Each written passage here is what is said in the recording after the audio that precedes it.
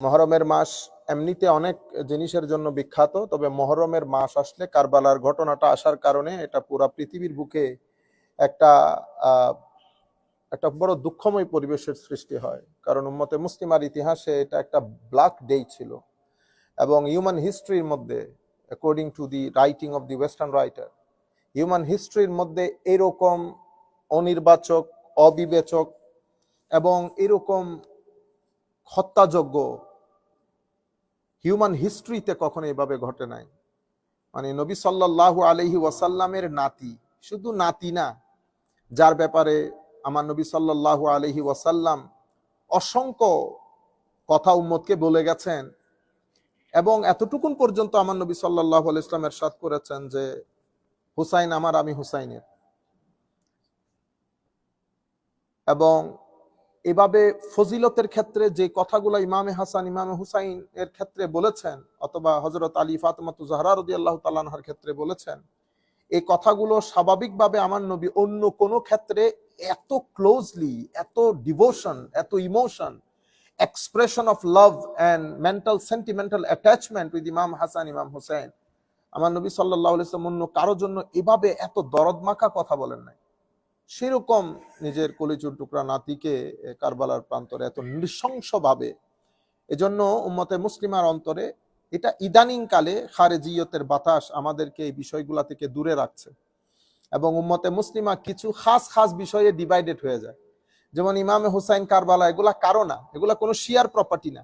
আমরা কি করি, এগুলাকে শিয়ার ফিল্ডের মধ্যে দিয়ে দেই। আমরা এগুলাকে এমন ভাব করি যেন এই ধরনের কোনো ঘটনাই হিউম্যান হিস্ট্রিতে ঘটে নাই। একজন নবীকে বিশ্বাস করলো, সবকিছু মানলো, সাহাবায়ে কেরামের মধ্যে দুই একজন সাহাবীকে গালিগালাজ করলো, মুসলমান হবে? এগুলা কিন্তু এখানে উল্লেখ নাই, এগুলা এখানে উল্লেখ নাই। এগুলা আপনি কোরআনের অন্য আয়াত, আহাদিসে পাক, উম্মতে মুসলিমার ইজমা, ঐক্যমত্য, এগুলার উপর ভিত্তি করে আপনাকে ওই জিনিসগুলা মেনে নিতে হবে। সাহাবায়ে কেরামের ব্যাপারে যদি বিদ্বেষ থাকে, যে কোনো সাহাবী, ছোট সাহাবী, বড় সাহাবী, সিনিয়র সাহাবী, জুনিয়র সাহাবী, হ্যাঁ, সাহাবায়ে কেরামের মধ্যে সিনিয়রিটি জুনিয়রিটি আছে। সাহাবী সাহাবী হওয়ার ক্ষেত্রে সবাই এক, কিন্তু আমরা যদি সিনিয়রিটি জুনিয়রিটি মানে ফজিলতের দিক থেকে দেখি, সবাই এক না। ইমাম হাকিম সাহাবায়ে কেরামকে 12 তাবকায় বিভক্ত করেছেন। কয় তাবকা? 12টা স্টেজ, 12টা স্তর। প্রথম স্তরে রেখেছেন যারা প্রথম ইসলাম কবুল করেছেন, এর পরবর্তীতে বদরি সাহাবী আছে, এর পরবর্তীতে উহুদে যারা যুদ্ধ করেছেন সেই সমস্ত সাহাবায়ে কেরাম। এভাবে করতে করতে করতে শেষ পর্যন্ত যারা আমার নবী সাল্লাল্লাহু আলাইহি ওয়াসাল্লাম 10ম হিজরিতে একেবারে ইসলাম কবুল করেছে। কিছু সংখ্যক সাহাবী আছেন যারা আমার নবী দুনিয়া থেকে চলে যাওয়ার কিছুদিন পূর্বে ইসলাম কবুল করেছেন। তো যারা প্রথম প্রথম ইসলাম কবুল করেছে, আমার নবীর সাথে রোদে শুকিয়েছে, বৃষ্টিতে ভিজেছে, আমার নবীকে সামগ্রিকভাবে প্রোটেকশন দিয়েছে, আমার নবীর কদমের মধ্যে সমস্ত ধন সম্পদ লুটিয়ে দিয়েছে, সেই সাহাবী আর আমার নবী দুনিয়া থেকে যাওয়ার 2 দিন আগে ইসলাম কবুল করেন ওয়ালা সাহাবী কখনো স্ট্যাটাসের দিকে এক না। কিন্তু সাহাবী যিনি, যার নাকে আমার নবীর ফ্র্যাগ্রেন্স লেগেছে রুয়ে জমিনের মধ্যে, তার চেয়ে ফজিলতপূর্ণ আর কেউ নাই। আপনারা বুঝতে পেরেছেন? সাহাবায়ে কেরামের এই শান। আমার নবী বলেছেন, আমার সাহাবী সম্পর্কে কোনো উল্টা পাল্টা কথা, কোনো ক্রিটিসিজম চলবে না। আলে রসুল, দেখছেন আলে রসুলের ক্ষেত্রে আমাদের ভিতরে কেমন কেমন করে, এটা শিয়া, এটা শিয়া। বুঝতে পেরেছেন? এটা হলো খারেজি রোগ। কি রোগ? খারেজি রোগ। আলে রসুল, আমার নবী 5 জনের ক্ষেত্রে অসম্ভব গুরুত্ব দিয়েছেন, সব জায়গায় 5 জনকে রিপ্রেজেন্ট করেছেন। ইয়া রাসূলুল্লাহ, আজওয়াজে মুতাহারা কি আলে রসুল না? তো আলে রসুল। ইয়া রাসূলুল্লাহ, আপনার চাচা, আপনার ফুফু, এরা সবাই আল না? ইয়া আল।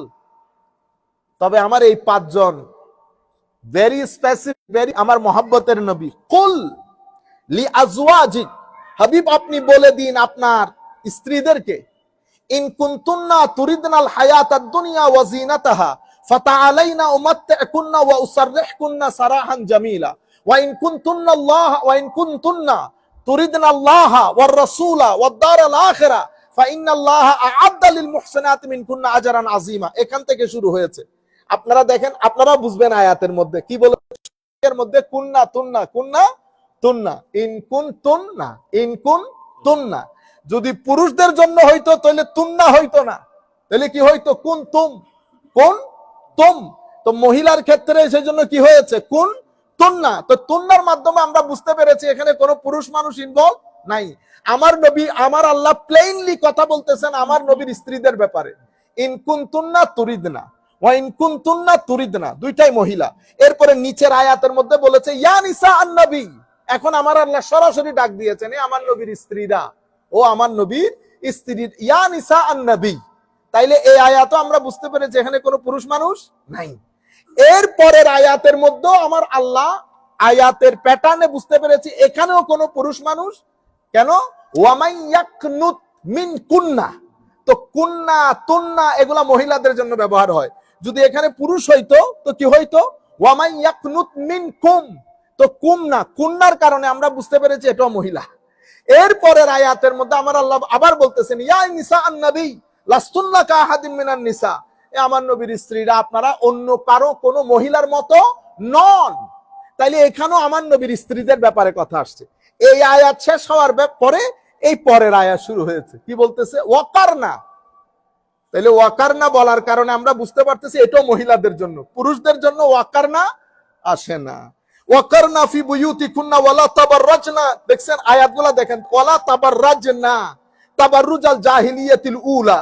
হ্যাঁ, এরপরে ওয়া আকিমনা সালা ওয়া আতিনা যাকা, পুরুষ মানুষ হলে ওয়া আকিমনা হইতো না, ওয়া আকিমুস সালা ওয়া আতুজ যাকা, মহিলার কারণে ওয়া আকিমনা সালা ওয়া আতিনা যাকা।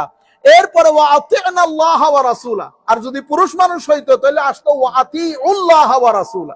তাহলে বুঝতে পেরেছেন পুরুষ মহিলা পুরুষ মহিলা। পুরো আয়াতে আমার নবীর স্ত্রীদের কথা, এতটুকুন তো বুঝেছেন।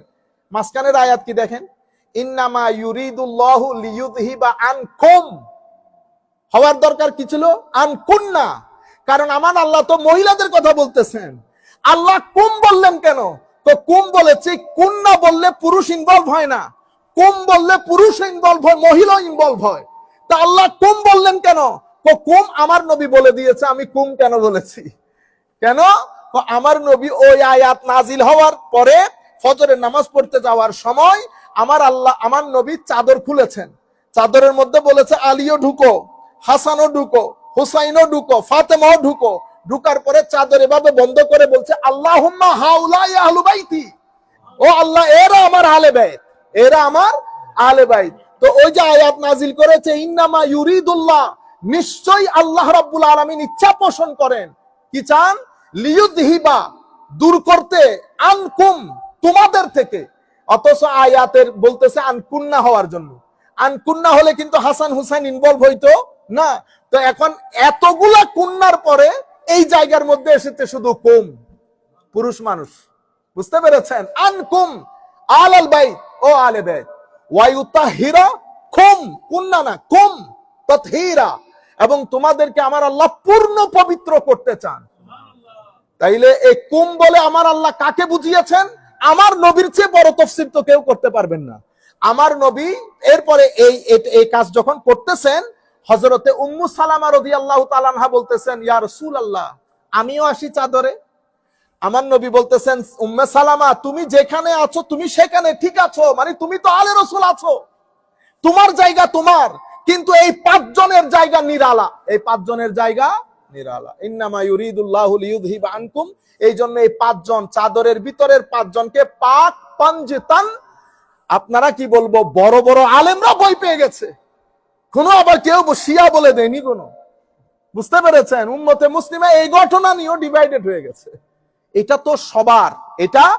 এবং আপনি বিশ্বাস করবেন কিনা জানি না, এই আমেরিকার 80% মসজিদে গত 10 বছর ধরে মুহররম শরীফের 10 মুহররম চলে যায়, মুহররমের ফজিলত বলে, আদম আলাইহিস সালামের সৃষ্টির কথা বলে, কিয়ামতের কথা বলে, কিন্তু 10ই মুহররম ইমাম হুসাইনের শাহাদাতের কথা আমরা বলি।